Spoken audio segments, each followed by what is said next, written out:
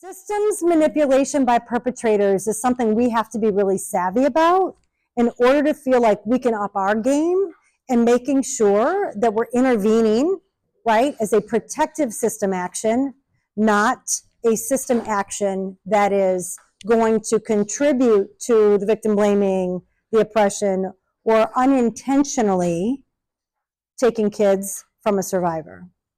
So these are all the systems that are always at play. We have family court, criminal court, law enforcement, IPV resources. We've got agencies that survive, protect and support survivors, and those that help with perpetrator batterer intervention and reform.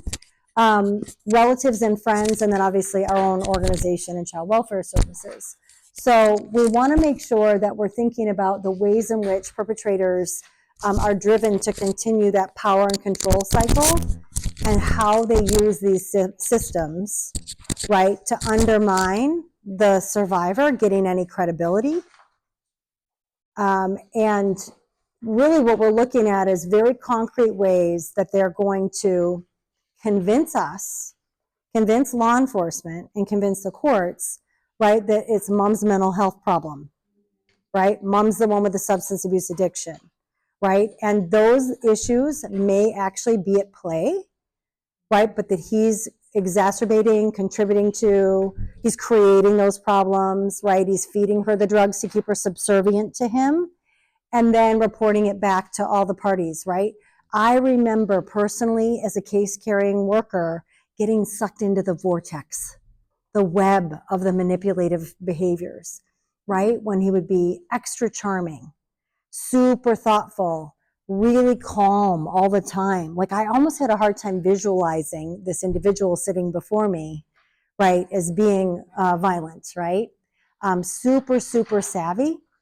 And if we understand, right, that his entire motivation is to maintain the control, he is going to be in control of every single thing he says and everything he does. It is not by chance, right, that he's going to say the things that he's saying. I'm just going to add to what he said. Everybody's really clear on the harm and danger.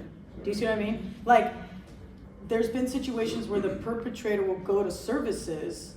Okay, I want you to picture the perpetrator goes to services. He's at a 52-week class. He's compliant. He shows up every day. Probation officer calls a worker. He's doing great. He's like participating. He says that, yeah, I'm totally wrong. I've been cursing at her. The kids are now cursing at her, yelling, screaming, calling names. It's not okay that I do that behavior, right? And he come in every day to agree. I said, no. He strangles her. He what? He strangles her. And his 4-year-old actually had to pull him off of mom to actually interrupt attempted murder, as how I documented it.